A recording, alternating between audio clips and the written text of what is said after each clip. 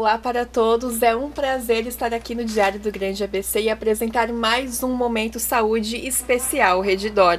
Hoje estamos com os doutores Amanda e Yuri Boteon, que são especialistas em doenças de fígado, e vamos falar sobre o Julho Amarelo, que é em alusão ao combate às hepatites virais.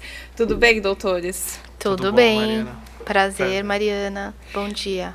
Bom dia, eu queria que vocês começassem aqui o nosso bate-papo se apresentando. Eu queria que vocês se apresentassem onde vocês trabalham, como que funciona a especialidade de vocês. Perfeito. Então, eu sou Yuri, eu sou cirurgião de transplante de fígado e a gente faz o cuidado das doenças do fígado dentro aqui da Redditor. Aqui no ABC eu trabalho especificamente dentro do Hospital Brasil, participando da linha de cuidado desses pacientes. Doutora. Eu sou Amanda Carvalheiro, sou cirurgiã de transplante hepático, cirurgia de fígado, pâncreas e vias biliares. Também atuo na linha de cuidado de doenças do fígado na Redditor, né? Especificamente aqui na Regional do ABC, com muito carinho na unidade São Caetano. Bom, então hoje a gente vai falar sobre as hepatites virais. É um assunto que muitas pessoas comentam, infelizmente é uma doença bem conhecida, né, por ser um pouco mais comum, mas afinal, o que são as hepatites? Perfeito, então eu vou começar aqui. Então, as hepatites são quadros de inflamação no fígado, então essa é a definição. E aí a gente vai entrar assim, mas a gente tem diversas causas que levam às hepatites, a uma inflamação no fígado. A gente tem as hepatites virais, que é justamente esse o tema do nosso Julho Amarelo, onde a gente tem um tópico bastante importante a ser trabalhado ainda, porque é uma doença que a gente vai comentar em mais detalhes, mas é um pouco mais silenciosa e acomete uma porcentagem significativa de brasileiros. Então a gente entender, compreender aí um pouco sobre a prevenção, sobre o diagnóstico precoce e as formas de contágio é essencial. E todas as hepatites são virais? Já bateu essa dúvida aqui. Não, nem todas as hepatites são virais, né? Uma grande causa de hepatite, e que é importante comentar já que você perguntou, Mariana, é a hepatite relacionada a medicamentos, né? Então, hoje em dia, a gente tem um quadro bastante importante e é traumatizante, eu diria, né? Onde já teve algumas reportagens falando sobre isso, que seriam a hepatite fulminante relacionada a drogas para combate ao emagrecimento, né? Drogas relacionadas ao emagrecimento que estão sendo vendidas aí na internet a qualquer custo e de forma desenfreada, né? Então a gente tem um quadro bastante tenebroso, que é a hepatite fulminante relacionada à inflamação a uma inflamação generalizada, levando à necrose do parênquima de todo o fígado, onde a única solução muitas vezes é o transplante hepático, relacionada a drogas, muitas vezes aí, e a substâncias que são ditas naturais e não são, e podem agredir o fígado. E tem vários tipos de hepatite, certo? Quais são esses tipos de hepatite? Perfeito, acho que só complementando um pouco, assim, é bastante importante as hepatites medicamentosas e o quadro de hepatite aguda grave com hepatite fulminante aí vamos dizer a forma mais grave de acometimento dessa condição, mas a gente tem outras condições também que hoje são cada vez mais prevalentes, como a hepatite relacionada à doença hepática gordurosa não alcoólica, que se torna cada vez mais frequente. A gente tem aí que até 30% da população tem esteatose hepática e um quarto desses pacientes podem evoluir com uma esteatohepatite, com uma hepatite relacionada à gordura. Então essa é uma causa que acho que também vale a pena mencionar para as pessoas quando vê, tem esteatose, procure um especialista porque ela pode ter outras consequências também. Tá, desculpa, só complementando um pouquinho, que eu acho que é um outro tópico fora medicamentosa, a relacionada à esteatose também é bastante importante de ser mencionada.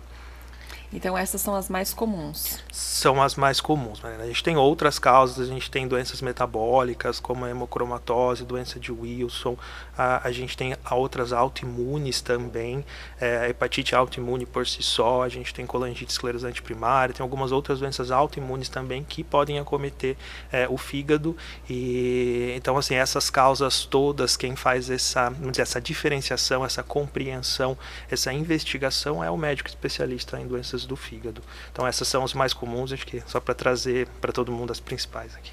O que seriam essas doenças metabólicas?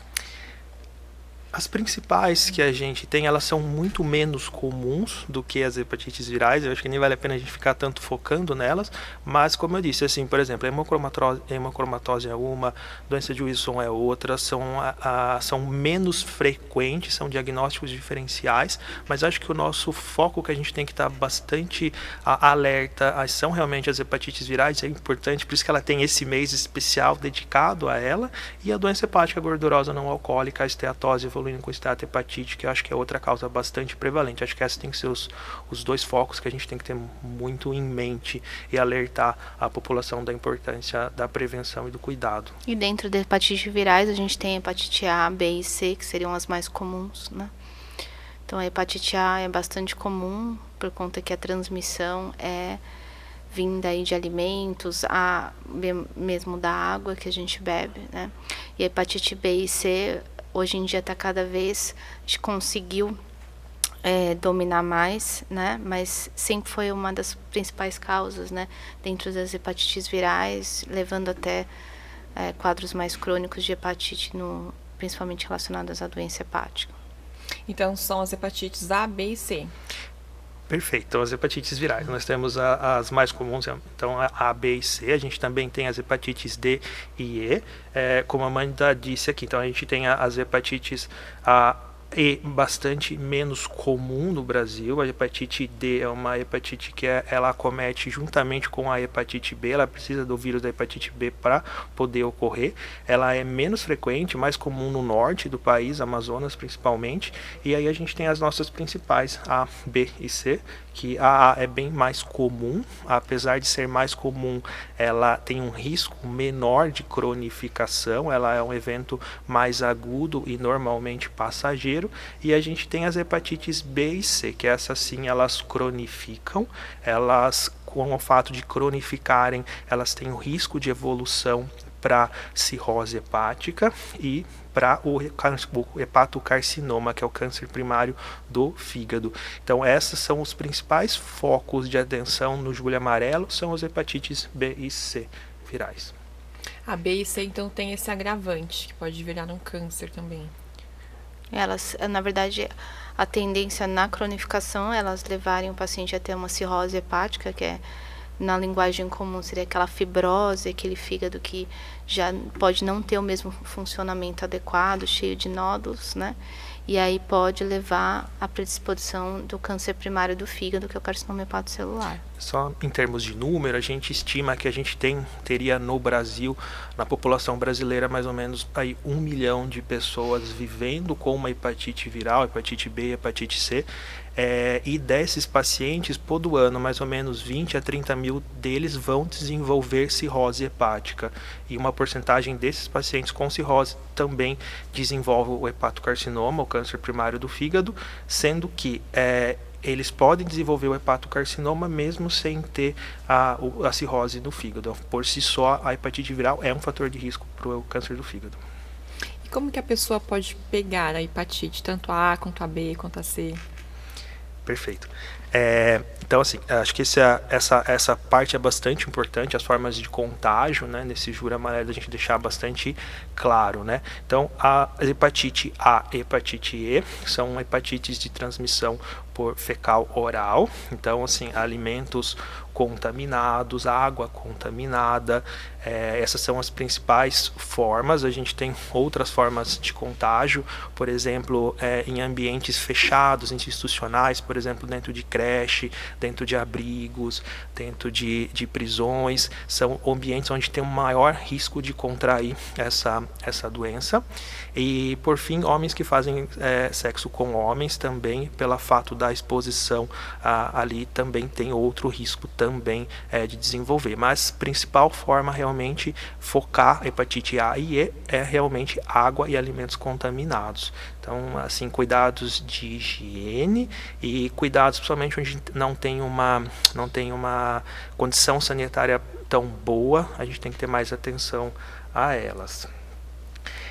Em relação à hepatite B. A hepatite B, ela é considerada uma DST, uma doença sexualmente transmissível.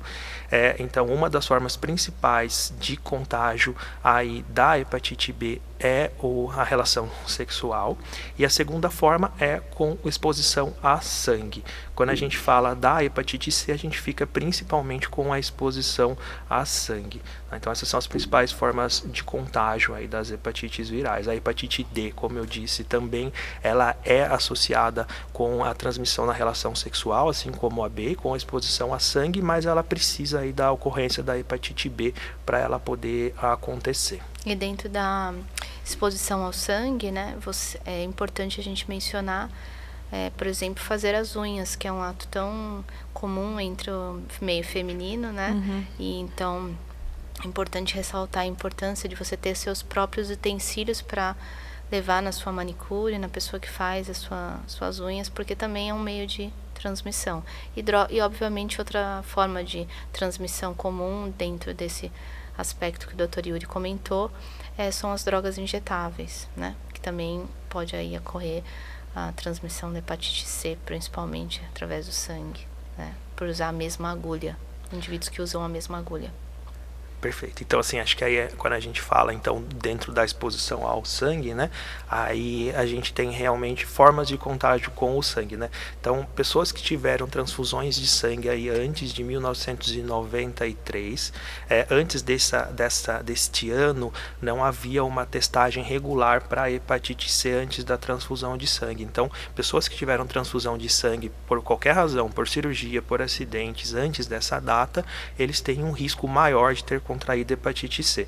Então, uma das recomendações, na verdade, é que toda pessoa maior do que 40 anos deve realizar a testagem contra as hepatites virais B e C ao menos uma vez na vida.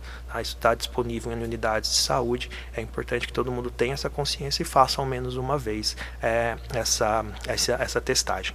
Então, fora a transfusão de sangue, a gente vem para as outras formas de sangue, uma delas como do contágio através do sangue, né? Então uma delas a Amanda acabou de mencionar para a gente, né? Então aí o risco para fazer a unha na manicure, quanto para, por exemplo, ir no dentista ou fazer uma tatuagem ou colocar um piercing, todas essas formas de procedimentos que tem algum grau de invasão, que vai ter contato com o seu sangue, é importante que os instrumentos usados para isso ou sejam descartáveis ou tenham sido propriamente esterilizados, propriamente cuidados antes da realização. Outras formas são as drogas injetáveis, conforme a Amanda mencionou. Então, o compartilhamento ali dos utensílios para fazer o uso das agulhas, para fazer o uso de drogas, é uma outra forma importante também de contágio, de contaminação. Então, assim, a compreensão dessas formas de contágio são essenciais aqui nesse mês, a gente trazer para as pessoas para se atentarem e compreender assim, o momento que a gente tem, então, que procurar uma unidade de saúde, fazer a testagem, compreender se não tem o risco de ter essa condição. Até eu estou me estendendo aqui, não, imagina, tá tomando a liberdade, assim, a gente tem aí até que dentro dos quadros de hepatite C, a gente tem que 85% dos pacientes, eles são assintomáticos, eles não sabem que tem a doença. Então é uma doença que é silenciosa. Se você não for lá, não for testar, ela vai ficar lá com você e quando você descobrir já vai ser na complicação. Na verdade já vai ser na cirrose, já vai ser quando tiver um câncer primário do fígado. Então já é um pouco tarde. Então a compreensão da prevenção, do diagnóstico precoce da condição é essencial. Isso na hepatite C. Na hepatite C, a hepatite C, a gente acaba focando nela, ela tem um risco de cronificação bastante alto. A hepatite B, ela cronifica a mesma coisa, tá? Assim, ela só tem um risco de cronificação menor, tá? Quando a gente tem quanto mais jovem for o paciente, o risco, na verdade, de cronificar da hepatite B é maior. Então, por isso que a gente tem uma das coisas, e de novo eu me estendendo aqui, mas um dos riscos de transmissão da hepatite B, principalmente, é na transmissão neonatal, na gestação. Então, por isso que toda gestante tem que ser testada para hepatite B, para hepatite C, para sífilis, porque a gente pode ter o risco de transmissão. Então, se uma criança nasce com uma mãe que teve hepatite B, a gente tem formas de prevenir que essa criança se contamine e tratá-la para que não cronifique. Se não houver esse diagnóstico e esse tratamento, a chance de uma criança recém-nascida infectada pelo vírus da hepatite B cronificar é muito alta, chega a 90% dos casos. Então a gente precisa ter realmente esse diagnóstico da população, seja tanto gestantes quanto não gestantes, mas na gestante isso é ainda mais importante pelo risco dessa transmissão neonatal. Então, quanto mais jovem, maior o risco. Mas quando a gente vai evoluindo, o risco de cronificar da hepatite B diminui em adultos, mas ainda é bastante alto. Então, para as duas, a gente tem esse risco, mas o risco de cronificar na C é muito maior do que na B. Até. E como que funciona essa testagem? Essa testagem. Então, hoje existem até testes rápidos para fazer para as hepatites virais. São testes que ficam prontos muitas vezes em 5 minutos, tá? Isso é feito mesmo até em unidades básicas de saúde, quanto unidades outras hospitalares. E a gente tem também a pesquisa de anticorpos, tanto para hepatite B quanto para hepatite C. Então a gente a gente pesquisa a presença, por exemplo, na hepatite B de alguns antígenos do vírus. O vírus da hepatite B é um vírus mais complexo, é um DNA vírus.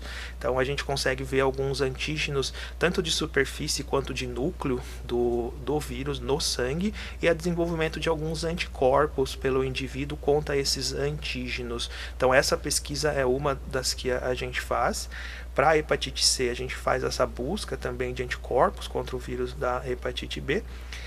E a gente faz também, uma vez que a gente entenda que existe a presença da hepatite, a gente tem outros testes mais sofisticados para compreender quanto de vírus existe circulante, para a gente poder guiar os nossos tratamentos. E é importante que a população faça esses testes, que nem o Dr. Yuri comentou, e que procure um médico especializado, né, para ter atenção aos resultados e explicar para o paciente, né? Porque quando, às vezes, gera algumas dúvidas, né? Porque todos esses testes que o Dr. Yuri comentou, não necessariamente o positivo ou negativo vai indicar que tem ou não a doença, que tem ou não o vírus, e isso traz, às vezes, alguma confusão, né? Para quem é leigo e lê o resultado do exame.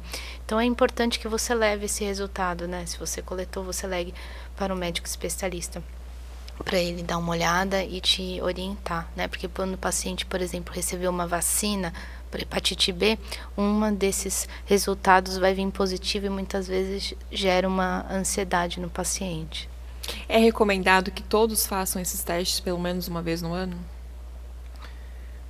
Pelo menos que nem o Dr. Yuri comentou, a partir dos 40 anos, todo mundo tem que ter coletado a sorologia.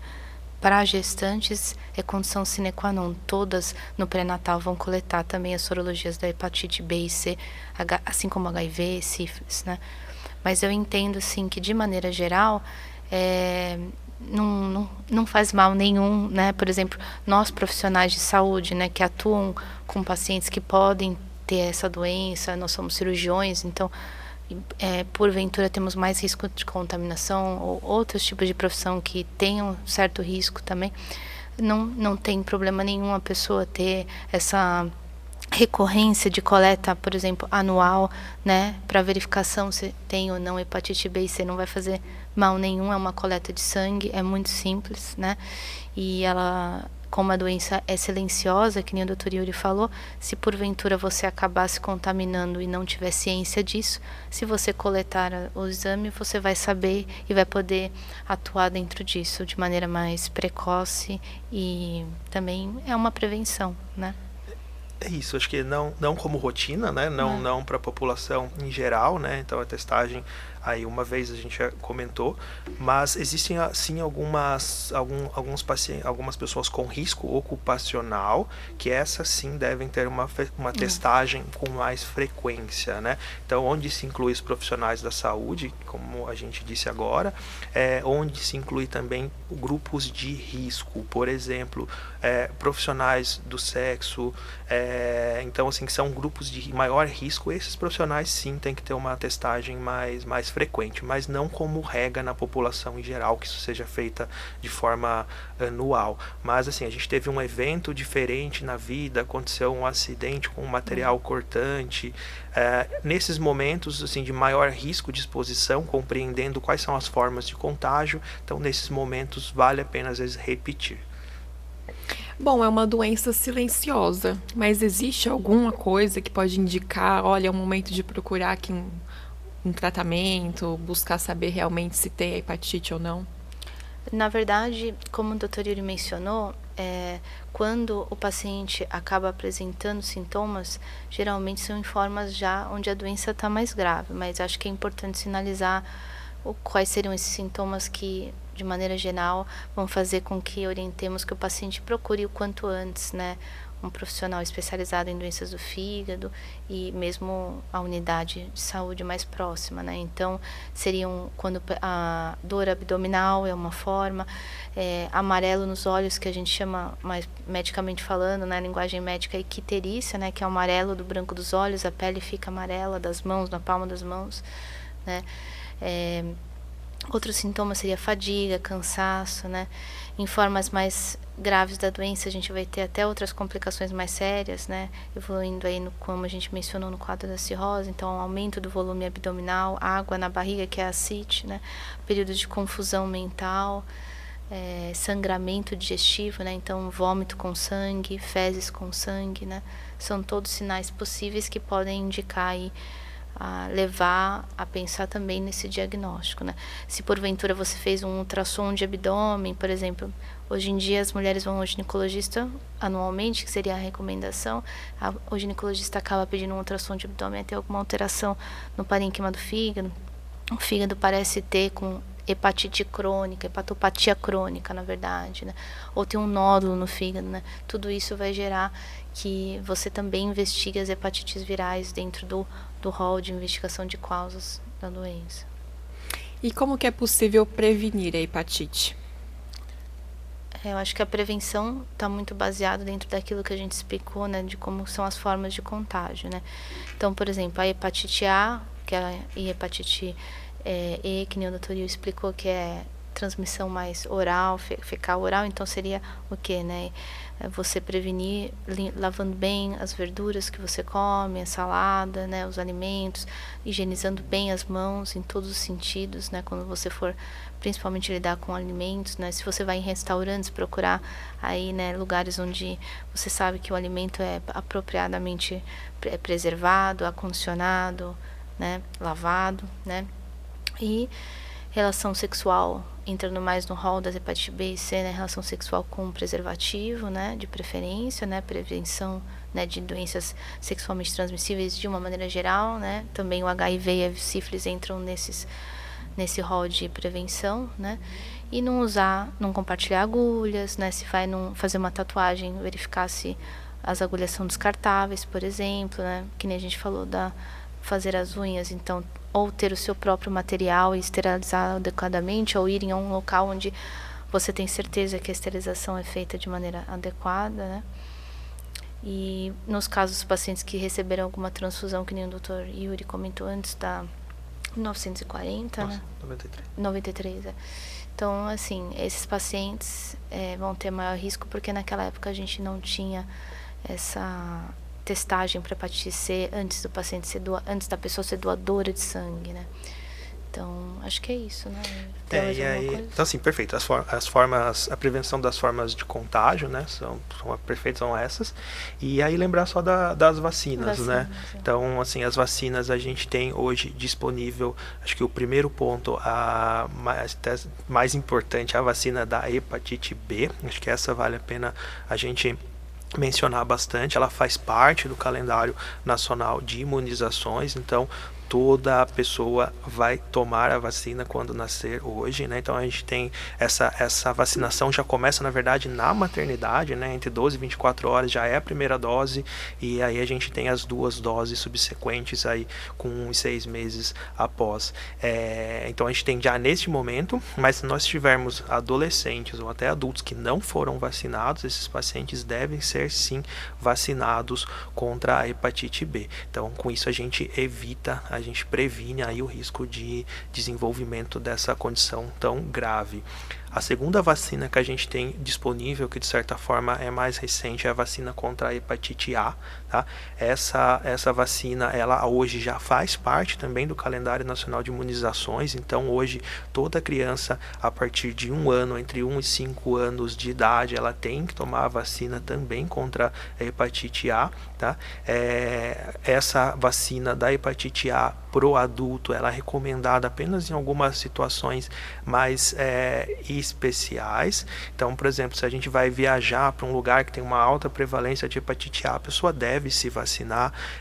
Se, por exemplo, essa paciente ele tem uma doença hepática crônica, ou ele tem alguma doença ou uso de medicamentos que comprometam o sistema imune, por exemplo, se ele é transplantado, se ele tem convive com o HIV ou alguma outra condição como uma hemoglobinopatia, alguma doença mais que comprometa a capacidade do sistema imune de se defender, esse paciente também vai ter indicação de tomar a vacina contra a hepatite A. Então, hoje, dentro das hepatites virais, nós temos essas duas vacinas disponíveis, contra a hepatite B e contra a hepatite A. A hepatite C, hoje, a gente não tem vacina disponível para prevenir.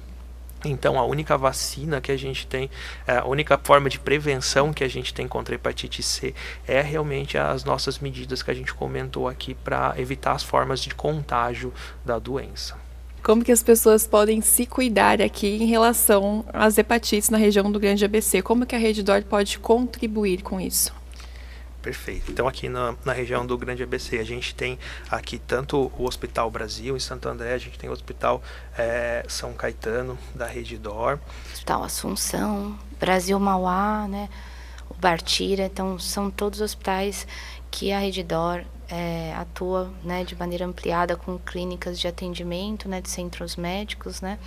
E a Redditor também tem a Clinivac, né, que é onde é possível ter as vacinas tanto para hepatite A e B, que é bastante importante mencionar também. Perfeito. Então, acho que assim, a gente tem em cada um desses hospitais mencionados, né, nós temos especialistas em doenças do fígado que atendem, né? Então, a gente tem especialistas nas unidades, a gente tem especialistas que trabalham até com as complicações das doenças hepáticas, por exemplo, nós trabalhamos com o transplante de fígado, então a gente tem a disponibilidade do recurso desde a parte da prevenção, né? Então desde a Clinivac, trabalhando com a parte da vacina para prevenir a ocorrência da doença, a gente tem uma estrutura de laboratórios bastante robusta e confiável para avaliação ali, para fazer as testagens, as sorologias das hepatites, esses laboratórios apoiando a gente aí também na avaliação dos exames laboratoriais, exames de imagem que ajudam a gente a compreender a gravidade do caso,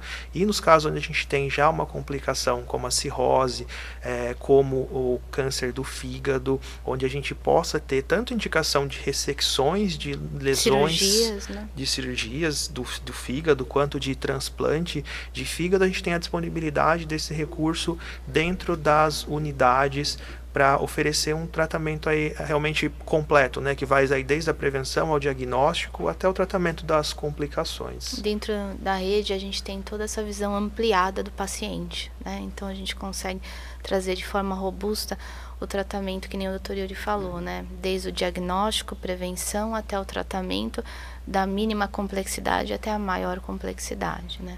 Acho que é aí que entra o que a gente compreende como uma linha de cuidado, né? Então a gente vai além do atendimento só da condição, né? Do atendimento da consulta, né? A gente vai além nessa linha de cuidado. Então a gente observa desde da prevenção ali, fazer o diagnóstico, a gente precisa agora de um especialista mais focado dentro do transplante, dentro das cirurgias. Então a gente tem a visão, os recursos ali para tratar esse paciente desde o começo até dentro até da o final. hepatologia clínica, né? Onde atua bem especificamente nessa área, da infectologia, que também é outra área dentro da medicina que atua, como por exemplo as hepatites virais, né? Então nós temos profissionais dentro de todas as unidades capacitados para direcionar exames e laboratório e prevenção, além de orientação, né, que é muito importante também, como nós estamos fazendo hoje aqui, um trabalho de orientação à população, né? Nós temos enfermeiros focados nisso também dentro da linha de cuidado, né, que vão ajudar também a rastrear esses pacientes e direcionar esses pacientes, né, Yuri,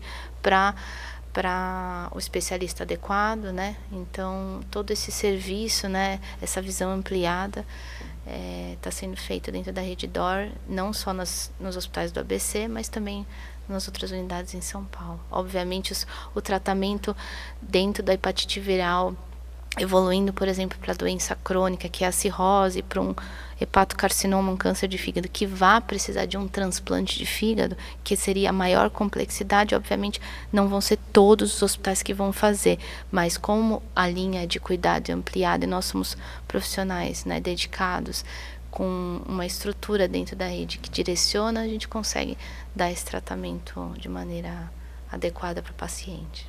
Legal. É importante ressaltar aqui também que a Redditor ela é muito grande, tem equipes especialistas para tratar do fígado, né, das hepatites, como viemos falando aqui no Momento Saúde de hoje. E a gente vai deixar aqui no YouTube a descrição de todos os hospitais para você que está nos acompanhando poder acompanhar também e conhecer melhor a Redditor. A gente vai chegando no finalzinho aqui do nosso podcast. Eu queria que vocês deixassem a consideração final de vocês, né, cada um as considerações finais sobre a importância, sobre a prevenção das hepatites. Eu começo então, acho que a mensagem final é essa, realmente é a mensagem do Julho Amarelo, né? A importância da gente ter essa conscientização sobre as formas de contágio, a importância da testagem para ter esse diagnóstico precoce e atentar aí as formas de prevenção, principalmente relacionado com a possibilidade da vacinação para a hepatite B, principalmente, e entender também, acho que um fato que a gente não comentou que vale a pena é que a hepatite C, apesar da gente não ter vacina, hoje a gente tem tratamento, a hepatite C tem cura, tá? Então assim, tem hoje medicamentos que com tratamento de 3 meses tem taxas de sucesso que são superiores a 90%. Então o diagnóstico precoce leva à cura, tá? Então acho que essa era a minha mensagem. Acho que baseado no que você falou mesmo, né, Yuri? E assim, acho que eu vou um pouquinho mais simples, né? Eu acho que hoje em dia, minha mensagem seria, hoje em dia dentro da medicina, a gente atua de maneira muito mais preventiva do que, obviamente a gente atua curativo, mas a população tem que entender, né, que com os métodos de imagem, exames laboratoriais, que são a tecnologia está nos ajudando com isso, né? Então, e a população está vivendo mais, né? Então, por isso, a gente tem que entender que é importante a gente fazer a prevenção das doenças, né? De maneira geral, incluindo hepatites, né? Então, procurar fazer o que a gente chama de check-up, né? Check-up do coração, check-up do fígado também é uma coisa importante, né? Não que a gente tenha que ser sempre muito invasivo, fazer sempre muitos exames, não é isso, mas hoje em dia a gente tem que atuar de maneira mais preventiva, então a gente tem que procurar passar em consultas, fazer exames, né? Porque a gente vai viver mais e para a gente viver mais e ficar com nossos familiares, né? Ter momentos de amor, prazer e alegria, a gente precisa se cuidar, né? Então, por isso que a gente insiste na prevenção e não esperar ter algum sintoma para daí procurar um médico, para daí procurar o serviço de saúde. Acho que essa é a minha mensagem e agradecer a oportunidade por estar aqui. Imagina, eu que agradeço. A prevenção e a conscientização, então, é o caminho. Sim, com certeza. Bom, ficamos por aqui, então, com mais um Momento Saúde especial Redditor, dessa vez falando sobre o Julho Amarelo e o quanto é importante a prevenção em relação às hepatites. E nos vemos na próxima.